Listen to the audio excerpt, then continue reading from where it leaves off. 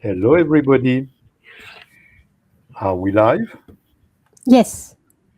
Can we see that? So I want to welcome Dr. Lebovits within Pittsburgh. I want to welcome Francesca Francis who is in London, UK. Neville Gant who is also in UK. And myself, I'm welcoming you from Israel. I hope our neighbors will give us peace and we are not disturbed. I don't disturb you with the sound of the siren and the missile coming nearby us.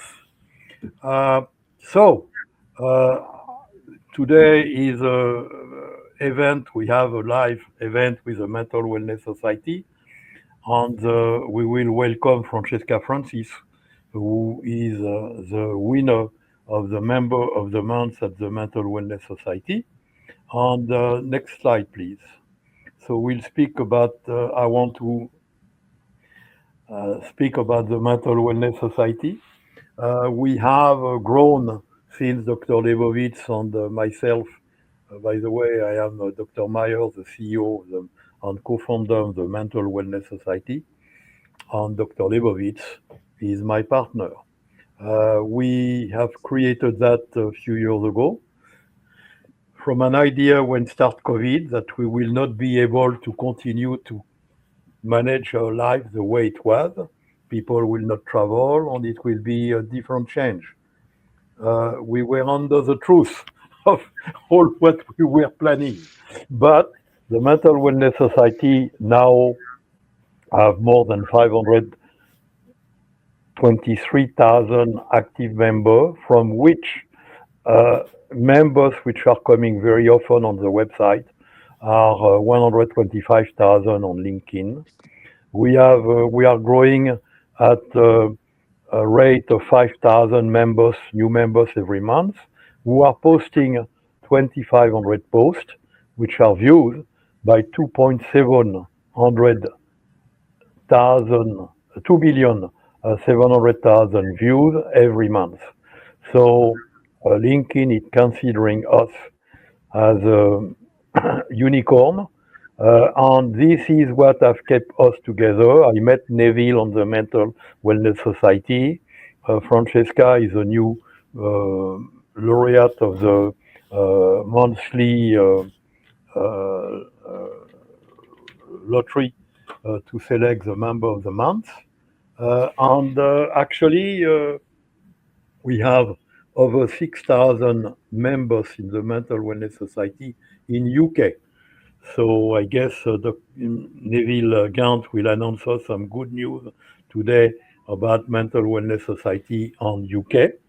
And with that said, I would like to present Dr. Lebovits, who is in Pittsburgh. He is a Dr. Lebovits is in Pittsburgh. He is a psychotherapist, and he is also very much involved in all our activities. Dr. Lebovits. Thank you, Dr. Meyer. Thank you. Very nice to meet everybody. I'm very glad to be here today. I'm looking forward to Francesca's presentation. For me, I work in Pittsburgh, and I'm a psychologist working with a diverse group of people. I've often been asked if I have a specialty, and my answer is yes. I work with adolescents of all ages. I have 15-year-old adolescents, and I have 45-year-old adolescents. And one of the things that I've come to learn is that cultural competence doesn't just involve ethnicity or gender, it also involves generation. And we have to be very, very mindful and very aware of the generation that we're working with at any given point in time. So I'm very much looking forward to hearing from Francesca, because this has real relevance to anyone working with this age group. And I look forward to hearing very informative commentary. Thank you so much, Francesca, for being Thank here. you, Dr. Thank Lebovits. you. Now I will introduce Neville Gant, and I want to thank Neville for showing. Maybe we can put on the screen that the Mental Wellness Society is featured is featured in HG0. Do you have that slide, Celeste? Voilà. So maybe Neville, you can explain a little bit about how you are involved with the Mental Wellness Society, on what you are doing in UK with the Mental Wellness Society, on the news of today, where Wellness Society is featured in SDG 0. Neville, you are muted. I'll unmute myself. This is really exciting news for the Mental Wellness Society because they were proposed and nominated for a position, an elite position within the brand new Sustainable Development Goals digital directory. That's been launched in the UK. It's the first of its kind, and I'm delighted to see that the Mental Wellness Society was nominated and got through the board and being approved as a great, like a charity hero, or what we call a strategic partner, because there are a tremendous amount of tools within the Mental Wellness Society that we can share with lots more other people. So this is an open invite to all the 125,000 members to join in on SDG 0. It's a free site. You don't have to pay to list, just go in and enjoy the ride. And the second thing I'd like to say today is we're about to launch, and it's fitting that we've got this recognition on the SDG 0 site. We're about to launch the first chapter of the Mental Wellness Society, and that's going to be in the UK. We've got over 6,000 members in the UK, and now it's time to join in force and literally be a force for change.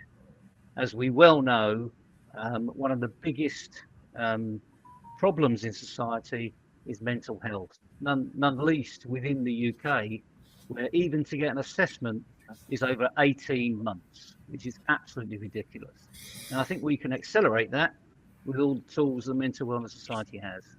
So I'm delighted to say we're going to be launching this shortly. Please join us in that endeavour, and let's get the first chapter rolling. Thank you. And now, the member of the month and the featured speaker, Francesca Francis. And Francesca is specialized in dealing with neurodivergent children. And she's also a writer on writing about psychology and social media on Generation Z. Francesca, please take it from here. Take it away. Okay, so so I work with neurodivergent children. I have a background in counselling, and I'm currently pursuing a master's in child development at UCL. So my background is really a mix of working with younger children and then some older, teenagers. But what I'm really interested at the minute is my generation, actually, Gen Z. I find it really fascinating how online our generation is, because we've grown up with technology, but how much this plays a role actually in mental health. And I've wrote a couple of articles, reflective articles on different types of social media patterns that I've noticed, that I've come across myself. And I really like to basically analyze them and see where how young people are using social media as like an escape, and how as people we can help by having some awareness about that, how young people are using social media. I think it's such an important topic of today, and there's really no escaping the internet now. So I think it's more about educating young people on how to use the internet safely, and having some awareness about how social media is used for young people. How do you come to dealing with neurodivergent children on Generation Z on media? What's the tie here? Well, my work with children is in person. So I see, you know, I go into the school and I essentially provide counselling sessions. No, what's happened to my screen?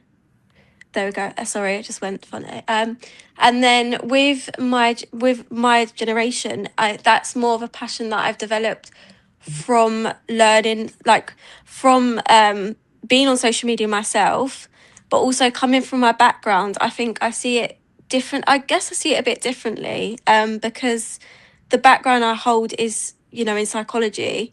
That when I go on TikTok and I see different trends, I like to write about them because, you know, I can see the background of why they are a trend, if that makes sense. I hope that does make sense. So yeah, so it's really just become a passion for me to see how social media plays a role in young people's lives essentially, but also with young people that do come and see me, they are bringing their digital world with them as well. So it's not just Gen Z, it's actually starting from a very, very young age. And I think because it's starting so young, the awareness needs to be there from young. Because you know, you can have an 8-year-old and that they probably know more about social media trends than I do. And they're coming into the sessions with their online world rather than their, you know, their school world, which I thought, which is very new to me actually. I didn't realize how prominent social media was until I became in this field. Actually, we nowadays we see a lot of psychologies specialized in social media therapy Mm, because the people are becoming so much dependent of the social media that they have an addiction, and there is mm, addiction. So there is psychotherapy for addiction people on virtual screen. But in your opinion, because you see neurodivergent children, mm. in your opinion, do you think that the virtual tool are helping or not helping specifically the neurodivergent population? Is it an Okay. aggravating factor or is it a facilitating factor? I am interested to get your point of view because you are at the crossroad of both. Yeah. So, is it an aggravating factor? Is it a facilitating factor? For neurodivergent, we'll speak of after about Generation Z in general. Okay. I think it plays. I mean, so for example, if I saw a child with ADHD, if they then go home and spend most of their time on their phone playing games, you know, on social media, I find that then a child in school may struggle with concentration, because they're used to their brain constantly having stimulation. So the moment they get bored, they find it very, very difficult to be bored. It becomes uncomfortable and the child may not know what to do with that boredom. So it's then they're not dealing with their emotions. So for example, if a child, I like to see it as like a thermometer almost. Like if a child has a really bad day at school, they say they're sitting on this level and then it rises and it rises at school. So they're at this level and then they go home, but they're on their phone. That level kind of stays the same until the next day. And then they have this anger stored in them from the previous day because they haven't dealt with dealt with it. The phone kind of masks sometimes the emotion. They forget about it and then they carry on. Um, which can lead to teachers experiencing children lashing out more quickly, not being able to sit with their mind, with like feelings, you know, their mind, can become a problem. But on the other side of that, I do think screen time and having, because everything is, you know, online, I think taking a child away from that completely can have effects on them as well, because at that point then they are that, you know, they're dealing with their emotions and that, you know, they're in the world essentially. But I think social media, not social media in particular for young children, but having a phone, having technology can help in some way as well. It just is really about knowing what the child is doing on the phone is very important, and limiting, screen time is very important. Having boundaries, but I think I can see the two sides of the coin. Essentially, I can see how it can be a problem, but I can also see how it can help a child, especially with a child that may suffer with like speech. I've heard great things about children that have had speech problems that use their iPads, and I've seen some TikToks about children with autism learning how to communicate through the iPad, like find choosing words and communicating, which is great for their development, but also on the flip side, too much of it can cause. So yeah, I can really see both sides of technology. So from your side, your side point of view, what is your recommendation of screen time for children per day? Do it's better to take a short time, 10 minutes, 15 minutes, half an hour max, and then stop and eventually later? What is the optimal uh, screen time do you have in mind? I think the main thing is that the child is not spending all, so soon as they come in from school, they're not on the phone consistently until bed, because then, like I said, that the child can then go to school with the same feelings, or may have feelings that they've not actually dealt with, rolled over to the next day. So I think it's really important to have time with a child after school. And in terms of screen time, I think before bed can be quite, an hour before. I mean, I've seen studies where people that go on their phone before bed, it is less likely to sleep because the phone, it plays on their minds. And obviously that for a child is going to be hard for them to go to sleep, and that's really important. So I think Uh, limiting the amount of, Everybody, not just yeah, of children, course, yeah, everybody, everybody, everybody. yeah. But for the child, what's your time limit of screen time that you see or you preconize as you are preconizing as a therapist for children? What is the Um, screen time per day, in your okay, so opinion? yeah, I think in my opinion, if I was to set the boundary with my child, I would have an hour a day on the phone. I wouldn't have any more of that. I think an hour is more than enough for a child. I think if it goes in 2 to 3 hours, that is quite a lot of time for a child, especially when they're spending their day at school. They might spend some time in the morning on their phone or on their tablet, but then after they may spend another hour, and I think that would probably be enough. And then the routine of having dinner and having some time with them. You know, Without without the screen, maybe. The yeah, dinner yeah, without I the think screen, so. maybe. Okay. So basically, you are talking about parental supervision. Because if they spend 1 hour, it means somebody have regulated them to spend an hour, maybe two. But when you go at three, they want to do four or five or six because they Yeah. become dependent of the screen. So that Mm, means no parental intervention.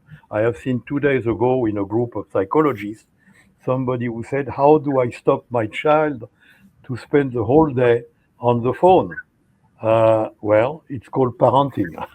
mm, And as we speak many times with Dr. Lebovits, the screen has to be a privilege. And the yeah. privilege can be given, and the privilege can be taken. And I think that's something we many times with Dr. Lebovits, we speak about that with the parents of the kids visiting us. And I think it's very important. There is study, we are involved in research, and there is study which shows that the more time you spend on the screen, the more a part of the brain become numb.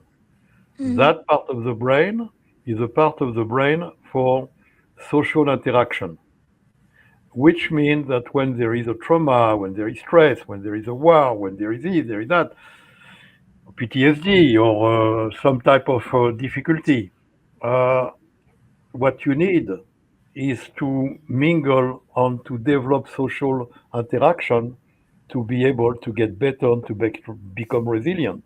And you don't have that. So the people don't realize the invisible damage. We do a lot of brain map and we see a lot of damage by the screen. I'm not talking about porn addiction. I am not talking about violence addiction, which is another problem again, because that can give even some seizure. So I think there is a very negative way, and maybe I am sure Dr. Lebovits have something to say about that. I can see. And after that, we'll come back about how those tools can be useful or how it could be, we can manage that tool does not completely destroy the society, knowing that TikTok, TikTok it's Chinese and it's forbidden in China. Why is it forbidden in China? Because it's a pollution of the brain, of the mind, and they don't want it in their country. They want to pollute the rest of the world. So it's very interesting to know that it's a very serious topic, and we have a lot of science. It's the only topic I know where all the scientists are in agreement, and all the psychologists are in agreement with the scientists. There is no discordance here. So that's a real societal problem. Dr. Lebovits. I just want to make one observation, if I could. I use language very precisely. And one of the common problems that we encounter is the fact that this device is referred to as a phone. We have our iPhones, we have other phones. In point of fact, it is not a phone. In point of fact, it is a handheld computer, which has one function that can be used as a phone, but it is probably the smallest function that it's used for, and it's used for all sorts of other activities, and yet we call it a phone. And I'm sure the reason why it's called a phone is because it's so inoffensive to call it a phone. If you were to call it for what it is, if you were to say, honey, is he on his handheld computer again? That might have a stronger response, a stronger reaction. But people need to know, parents especially need to know, this is not a phone. This is a handheld computer with all the access to the internet that your laptop, that your tabletop computer, all of those devices have. This is no different than that. And you are opening the door for your child to engage in all of the activities that under other circumstances you probably would monitor. So that's something very, very valuable to recognize. Yeah. Also, if when you enter the room, your child is shutting off the screen or putting up close to him, you know that something is fishy there, and that's something which needs to be addressed. Okay, go on. I'm so sorry, Dr. Robert. I couldn't hear you when you were speaking. I don't know if it's just me that I couldn't hear. I just couldn't hear. I could hear. I can't hear when he. I can't hear now either. Can you hear me now? We hear him very fine. What about you, Neville? Yeah, I can hear perfectly well. Okay. Sorry, I couldn't hear Neville either. I don't know if it's All Can right. you hear me? I can hear you. Yeah, I just can't hear Neville or Dr. Robert. Okay. Is there? But Never we can seen that hear you. So that's new. That's You might just have to translate. We can hear you. So you talk. Yes. So let's talk about the Generation Z a little bit. And I think when we spoke together, you explained me that they explain how they brush their teeth, how they cook, how they get dressed, and when they get in a room, they cannot talk to each other. Am I paraphrasing you correctly? Yeah, I mean, that was essentially what I said. Yeah, I basically explained how my generation are very good at posting videos and sharing with the online, but then when it comes to in person, a lot of people that I know personally and a lot of people that I've watched are really struggling with in-person interactions, which I've seen more heavily on my type of generation. And I think that is because with the online, it doesn't feel as it doesn't it's kind of like you can hide behind the screen, but then in person I think as well, where people are so used to talking to, the camera and the phone, that when it's in person it's completely different, um which essentially makes it really hard for our I, generation to talk, in person. yeah, it's true because many times when we speak with somebody, they don't listen to you. They want you to listen to them. So when Mm, you use that medium, it's perfect. You can say what you have to say, and the other one has to mm, absorb. So it's the best one-way type of communication. But it's also what I told you earlier. The more you are on the screen, the more the social part of your brain become numb. And that's why they have a problem as well to communicate. So it's not just I would say nurture, a situation of nurture where they learn that type of behavior, is that biologically, they are not, it diminish the capability to mingle and to socialize with people. So I think that's also a fact.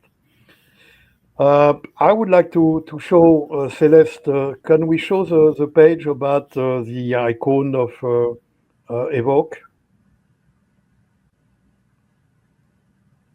Evoke icon? Okay, thank you. So I work with different people who are neurodivergent, and we have seen, have experienced that using the icon that we have, and we have a collection of icons, it's the whole metacognitive method is in cards, because we have found that communicating with neurodivergent with card, for example, this is destination card, it helps them to focus mm, because many neurodivergent people are like a computer with too many windows open and it makes them dizzy. So they don't know which one. They don't cannot look at something and think about something else. They also question what do you mean by what you say because their ability to communicate or to understand other people is not obvious. So I worked with one of our clients who had a very bad condition. On the card, she explained me that the card, and she has been for many years in therapy with other people, and she explained that the card were helping us to focus and to really understand how to deal with the situation. mm, And I have found that I have some people who are neurodivergent, and I have found that it the fact they are neurodivergent, particularly we'll speak about the people who are autistic or the people who are on the autistic part of the spectrum. It's I think it's my personal theory that they have a stigma.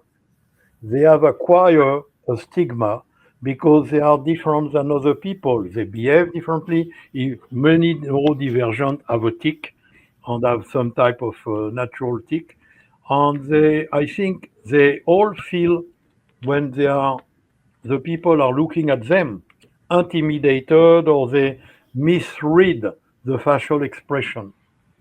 And I have found that all of them, year after year after year, they of miscommunication, of difficulty to communicate, of difficulty to express themselves, difficulty even more to understand what the other person say because it's like speaking two different language. It mm, does not come the same way to them. I have found that with the icon, we remove the stigma of the communication, of miscommunication. And by removing the stigma of miscommunication, they do much better. mm, So I am not with them, I'm not trying to change them. They are neurodivergent. You are neurodivergent. You are still neurodivergent, but you can learn to operate in a better way. And I think this is an interesting concept or things I see with many clients.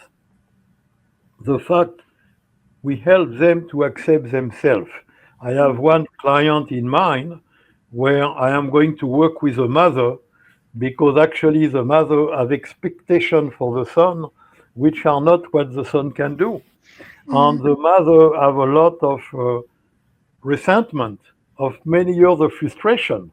And she eventually shows that frustration on the face because we can see on the face of people what they feel, what they think. So I found that the communication with the card helped, and I found that it's very important to help neurodivergent people to accept themselves and to say you are neurodivergent, but we can help you to improve your software to better operate your hardware. Your hardware is like it is, but it can operate better if we show you how you can be at the best of your operation for yourself. And that gives them confidence. And that gives them confidence and slowly to tell them, you can decide, choose. Choose by yourself, make a choice. And if that choice is good, good. If that choice is not good, okay. I have been shocked because there is a question I ask many people, what is a good choice? What is a bad choice?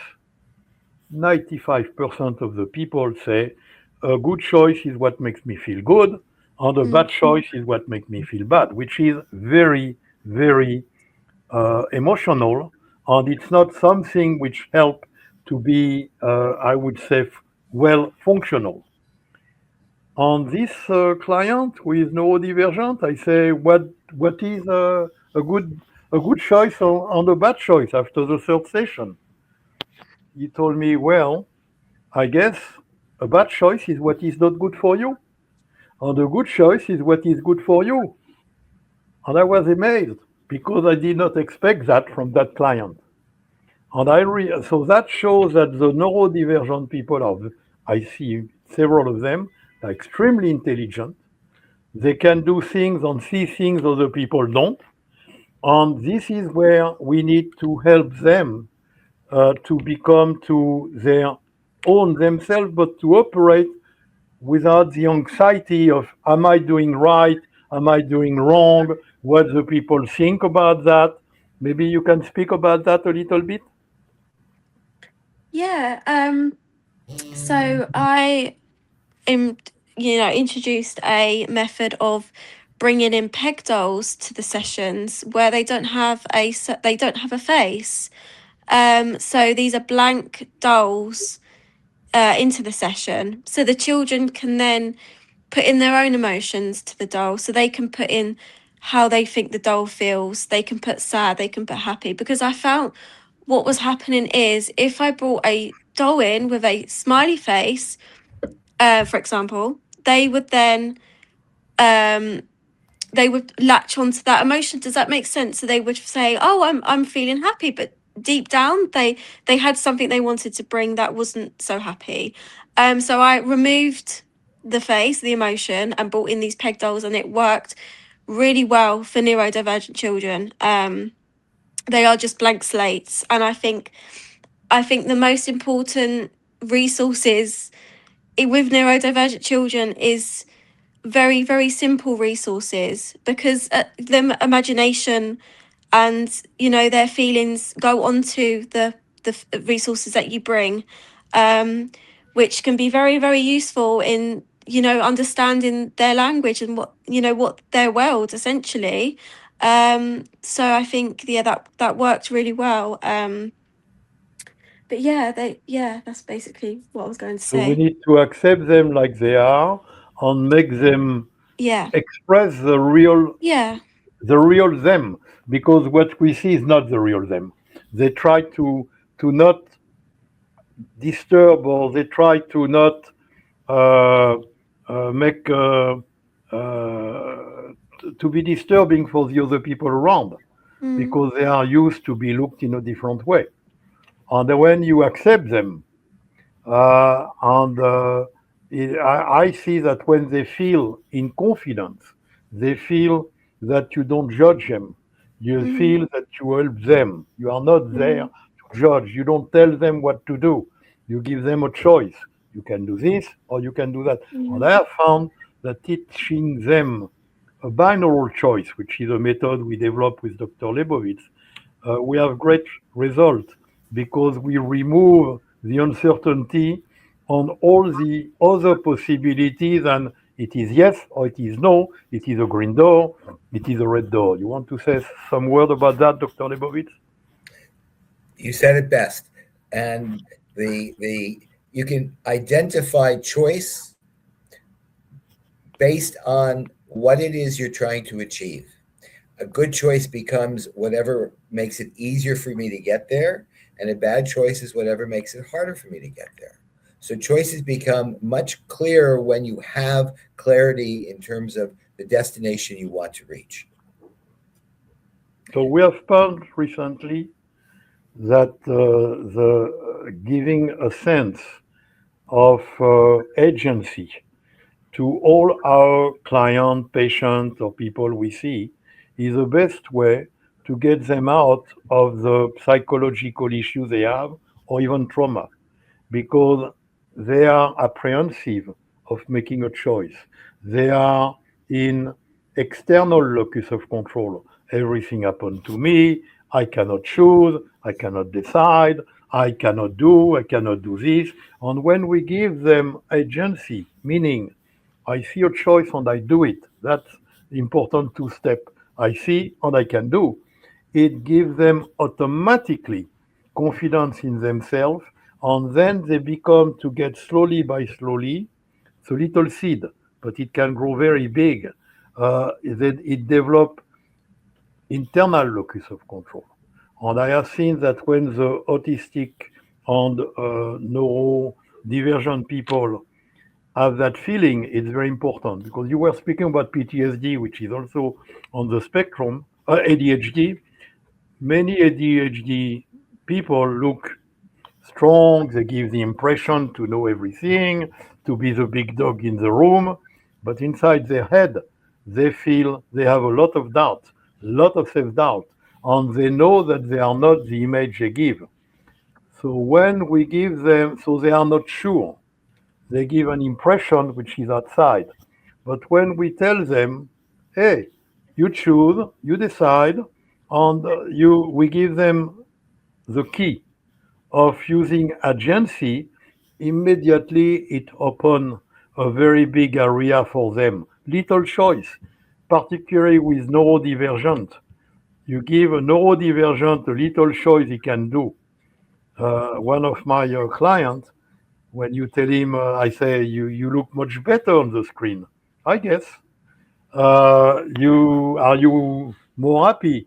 Well, I guess yes. I sleep a little bit. I sleep better, and I guess yeah, I mm, guess. And now we need to work on I guess because you need to be more binary. You don't guess.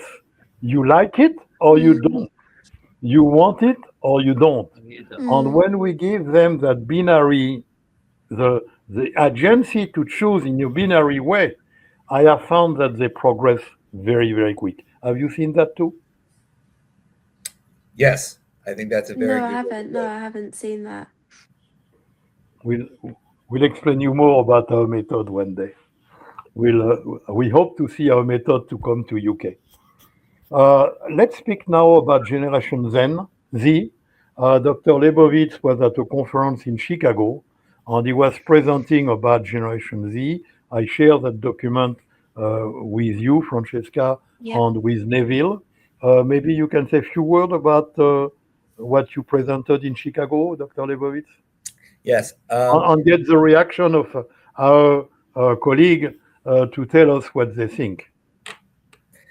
I specifically talked about cultural competence in identifying differences between baby boomers, as a psychologist working with baby boomers, versus working with millennials and Gen Z. And among the differences that was noted had to do with boundaries. Okay. Francesca, can you hear me at all? I don't think so. Okay. I'm sorry about that. One of the differences that I identified was the differences in boundaries. That baby boomers are more likely to accept and abide by boundaries, whereas Gen Zers live their lives in the public sphere so much that they don't expect boundaries. And not only don't they expect it, but they experience boundaries as actual refusals and rejections. So, for example, you get an email, or you get a text message or a message, Snapchat, whatever message, and you decide, I've got something, I'm in the middle of something right now, I'll respond in 10 minutes, okay? A baby boomer that'll happen, and you'll probably move on, whatever. If you are a Gen Zer and you send out a text or you send out a message in some fashion and you don't get a response within the next 90 seconds, you feel devastated. This person is ghosting me. This person is rejecting me, because their sense of boundaries is so different. And I'm just using that as a representation of how different their cultural experience and their expectations in life are. And we have to be very cognizant when we impose, and it is a position, when we impose the requirements on them that they are not yet equipped to respond to. Gen Zers also happen to be lacking in resilience. And this is something that Dr. Meyer and I have been working on quite a lot in the last year or so. The nature of resilience and how important resilience is. And Gen Zers seem to be fairly, how shall I put it, lacking in the ability to bounce back from adversity. And so they experience it much more intensely, and we have to be cognizant of the fact that it is what they are going through. It's not simply their, how shall I say, thin skin. No, they experience it much more intensely than we do. And so this is just a couple of the differences, but I'm very keen on hearing what Francesca has to say, because that's really what brought me here. So can we turn it over to Francesca and ask her what Francesca, your turn to speak a little bit about the difference of the different generation. What difference do you see in between the generation? I think we spoke together about the, if not defiance, the suspicion between different generation. The older people don't necessarily trust the younger people, and the younger people don't trust too much the older people. I think if you can spot about some difference in the generation for us.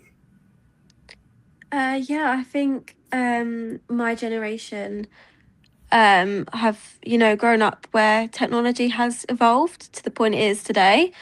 And I do think a lot of young people are starting to form identities on social media rather than in person. So, for example, a young person might really care more about, following, for example. So on social media platforms like Instagram and TikTok is becoming increasingly popular. So people think that's their, their identity almost. And like certain things like getting a certain amount of Instagram likes has become increasingly popular. So in terms of the differences I see is that our generation are more fixated on the online world, identity online. So that could be in terms of, seeing a certain amount of people following you, reflecting self-esteem. And I think that wasn't a thing for previous generations. I think that's a new thing that is starting to, that has been about since the use of social media platforms. I've also noticed young children especially posting themselves on social media for a certain amount of likes and for validation. I think young people do use social media as a form of validation. So, trying to reach a certain goal on, a following count, certain amount of likes. So yeah, I really see that shift in like identity from previous till now is a massive shift in, you know, how people see their self essentially. So what do they expect to see? What is the image? What is the persona that Mm. they appreciate and they like to see on social media? I think, you know, I The can't say. avatar of the person, let's say. So I think for young people, it's about being seen as, you know, popular essentially. So if you've got a young person that may be struggling in their life with, you know, self-esteem, they then make an account on Instagram, and then from that, you know, if they get a certain amount of followers, say like 1,000 followers, that then impacts their self-esteem. So they might start to feel a bit better about themselves, saying like, you know, I've got all these followers. So I think I think social media can reflect a person, you know, where they're struggling. I think you can tell if it, you know, do you know, understand what I'm saying? But Uh, isn't it a double life? There is the yeah. life they have on the screen, and there is the life of who they really are, and the two might not have in too much point in common. Yeah. It's it's it's a little bit dysfunctional having Mm, two different persona which have not much in common. mm. So,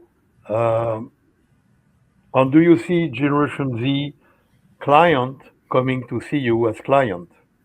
What do they complain when they come to see you? They say, I want help for this or for that. What is their major complaint? What are their major Really, complaints? yeah, I think really interestingly, I think, well, what I've seen, a lot of my generation don't come to therapy. I've seen a lot online, actually, on TikTok especially, of like essentially being like, I would never see a therapist. You know, in the comments would say like, oh, you know, something would happen in therapy, and the comment would say, this is why I don't see a therapist. I think that is upcoming with our generation of not actually necessarily trusting a therapist. I think, yeah, I do see a More lot of coach, people. maybe? More coach than a therapist? Going more to see a coach than a therapist, maybe? Yeah, but potentially, but I do see a lot of like acting, pretending to be therapists online, like TikTok, and being, you know, TikTok it's not. therapy. You found a good Yeah, one. TikTok yeah, therapy. That's a good one.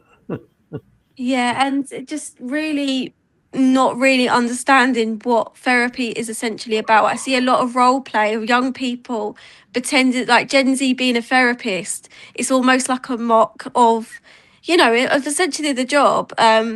This is why I couldn't be a therapist. You know, all young people saying, you know, like making comments about therapists essentially. But I have seen young people come in about online identity, and you know, I do see it still. I see both worlds. I see the online, you know, type playing, pretending to be therapists, and then I see people coming to me that are young and experience. I think a lot in our day and age of young So, people. Oh, go on. Yeah, sorry. so as therapists, we try to help people to live more Mm, happier, and we try to help them to have a more fulfilling life, to achieve their goal in life. mm, But what you are telling me, if I have to advertise for Generation Z, which I will not do, if I had to advertise for Generation Z, I should say, as a psychologist, I will help you to get much more likes. Because if I help them to get more likes, then I will be in business, right? It's yeah, a I joke. think. It's a joke.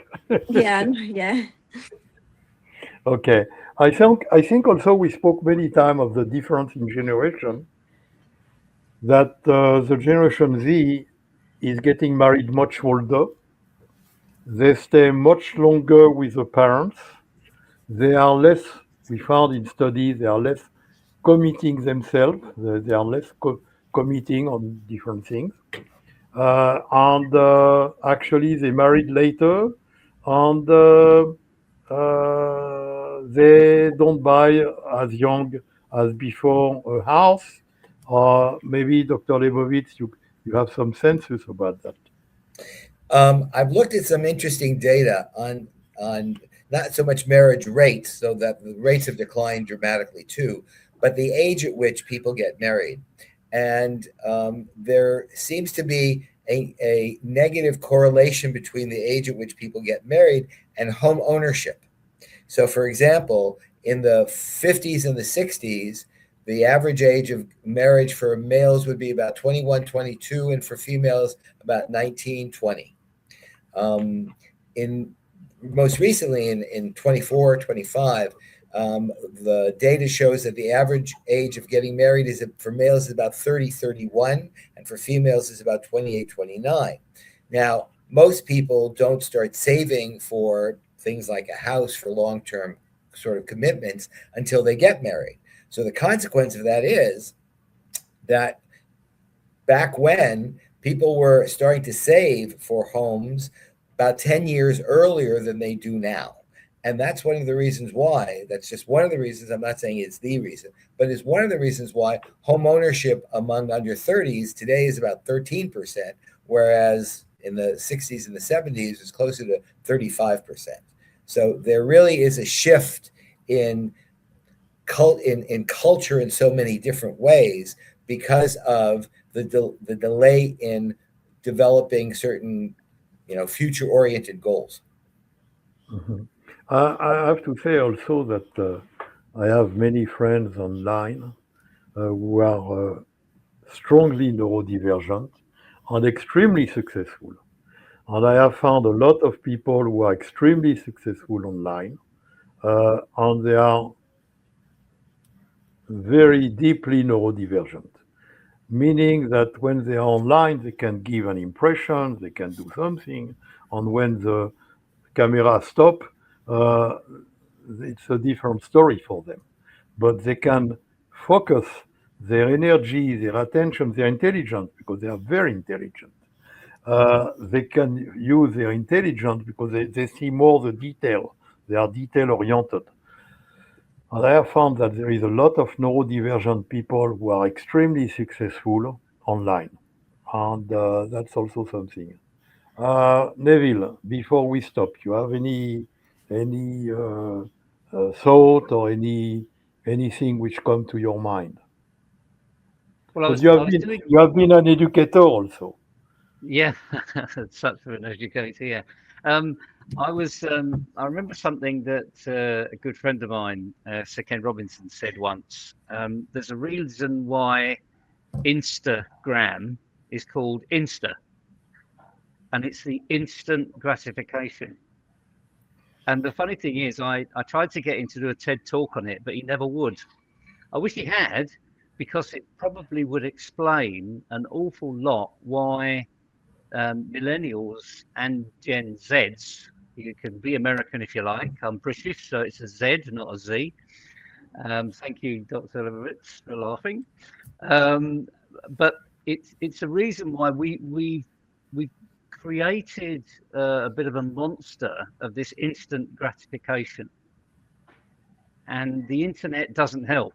It accentuates it, and that's why we have lots of influencers that have very little substance, but they're very good at influencing, and True. they are proliferate on Facebook and Instagram. And unfortunately, and it comes back to this word resilience that the three older gentlemen here have built a career on, probably, is that our younger generations have very, very little resilience. If they see it on the TV, they believe it. If they see it in a book, they believe it. If they see it online, they believe it. There's no thought of, let me test that. Let me ask someone who might know. It's that instant, okay, well, if it's written down and it's on someone's website, it must be right. Whereas I think the older generations have never been in that arena anyway.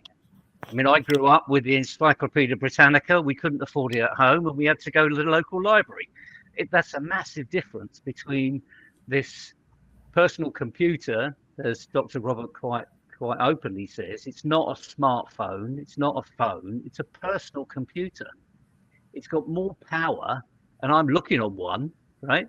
This has got more power than an IBM 80, an IBM XT, and a Wang dumb terminal that I had when I went into business in the 1980s. There's far more power at our fingertips than we ever really could have dreamt of. And I think the sad thing, really, is that we're not using it. We're not using it for the benefit of mankind, for people, for our families. And I noticed you said something about how much phone time should be reasonable. It's a little bit, to me, it's a bit like an open book, really. How much is necessary? How much is valuable? And it's all about that value time. So for one individual, 5 minutes actually could be enough. For another one, they probably need a bit longer. So whether it's the touch point of screen time, or whether it's the interaction within people, then I think we've got to get that balance right. If we don't get that balance right, in 5 years' time, there won't be schools. Everything will be online. Now that's heresy, okay? I can't believe anyone's going to agree with that, but that's where we're going. It's all going to be online. What's the point of going to school? And we've already experienced that during COVID, because we weren't allowed to go to school. Yeah, that's true. That's true. So Actually, we've got to be a little careful to balance it. Yeah, actually, in our work with Dr. Lebovits, we teach people delayed gratification. Actually, we have a card for delayed gratification. And delayed gratification is to be able to control your impulse, not immediate gratification, which is in fact a mammalian response, which is an automatic response, which is not a cognitive response, which is a lot of decision in a day for human. And since you have the screen, you have even less. And what we need to train people is delayed gratification. And that correlate with the sense of agency, because you choose to delay. And if you choose to delay, you are in control in your life, and you are in internal locus of control. Francesca, you want to say a closing word, and then I will let Dr. Lebovits to close. Yeah, I just wanted to say thank you for everyone that is, watching, and that is part of the Mental Wellness Society. I think it's a great group to be a part of. And thank you for, to Dr. Meyer for, allowing me to do this and giving the opportunity to professionals in the group to essentially have a voice, which is, a really positive thing. So thank you. Thank you very much. And we are counting on you too to get active in our UK chapter of the Mental Wellness Society. Dr. Lebovits, I let you do the closing words. Thanks. I want to echo Francesca's remarks. Thank everyone for coming. I hope this was informative. I hope you found this worthwhile for your work, for your practices. We encourage all of you to post and to comment and to get more involved in the Mental Wellness Society, and to share with us what you might like to see us do to benefit you personally from the Mental Wellness Society. So all comments and the information is very, very, thoroughly encouraged, and we look forward to hearing from all of you. Thank you so much. Thank you very much. So we'll hopefully we'll get also a contact for the Mental Wellness Society.